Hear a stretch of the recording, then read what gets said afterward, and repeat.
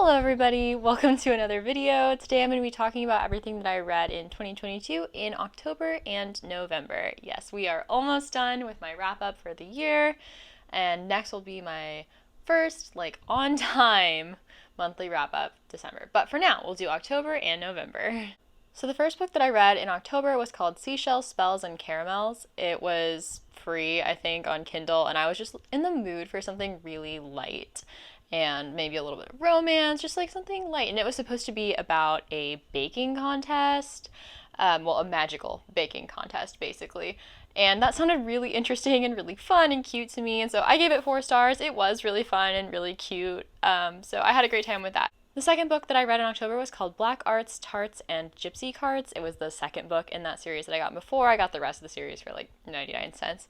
I was less in the mood for something fun, so this is sort of on me, but I did give it 3 stars. I thought it was a little less cute than the first time. Maybe that's because I was just really interested in the baking competition, really. And the second one was a little less focused on baking. But it was still good. It was still really cute. So if you liked the first one, you'll probably like the second one, unless you were just specifically in the mood for baking contest content.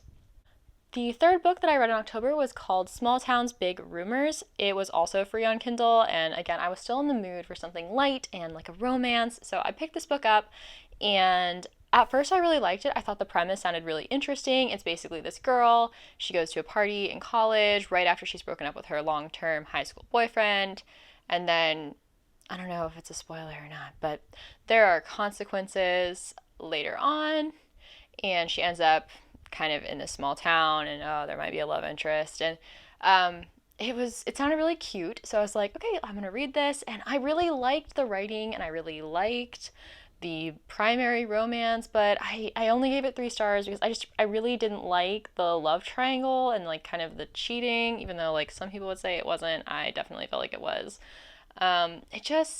It was almost perfect. It was almost so cute, but I just really wasn't a fan of the very uncomfortable second love interest. It just wasn't up my alley, I guess, in terms of what I want out of a romance.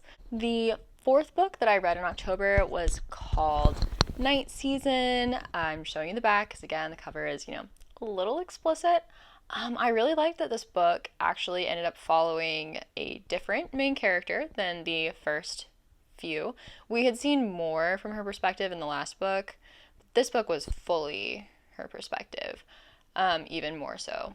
And I thought that it was really great. It was a little weird. I mean, some of the books in the series can be very weird in terms of the plot. It's not a typical urban fantasy where you stay in one city and kind of solve small magical crimes. Instead, it's sort of, this one, they're visitors from a whole other dimension, and it's just a little strange, a little out there, but it was still definitely really enjoyable. I liked the love interest for this main character. I thought he was charming, but he's kind of, you love to hate him, but he's good. I like him.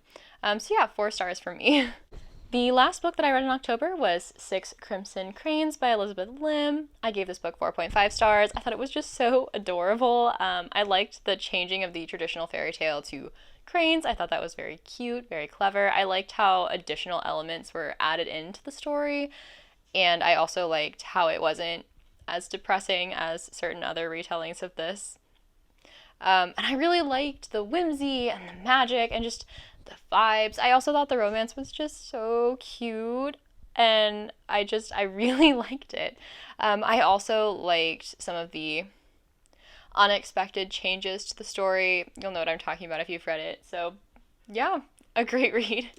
The first book that I read in November was The Republic of Thieves by Scott Lynch. This is the third book in the Gentleman Bastard series. I gave this book 4 stars. I really liked it, but I did not like it quite as much as the first two, which I think is pretty common.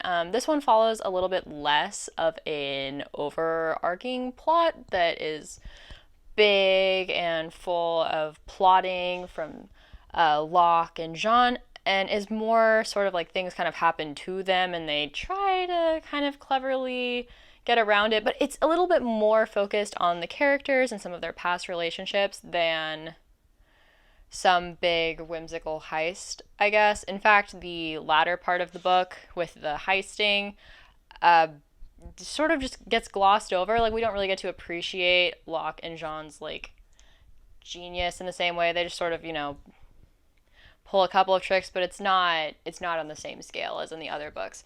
I did actually really like the past timeline, and at times I was more invested in that than the present timeline, which I did think was a small issue for the book. But I still really enjoyed it. I love the characters. I thought the character work in this book was really good, and I really liked the character who finally we get to see in this book. I thought all of that was really, really well done. I just sort of wish that the like present timeline plot had been a little bit more like the other two books, and that there hadn't been so many like grand consequences and things at the end, because I sort of liked them being self-contained little heists. But I still really enjoyed it. The other book that I read in November was Oathbringer by Brandon Sanderson, the third book in the Stormlight Archive.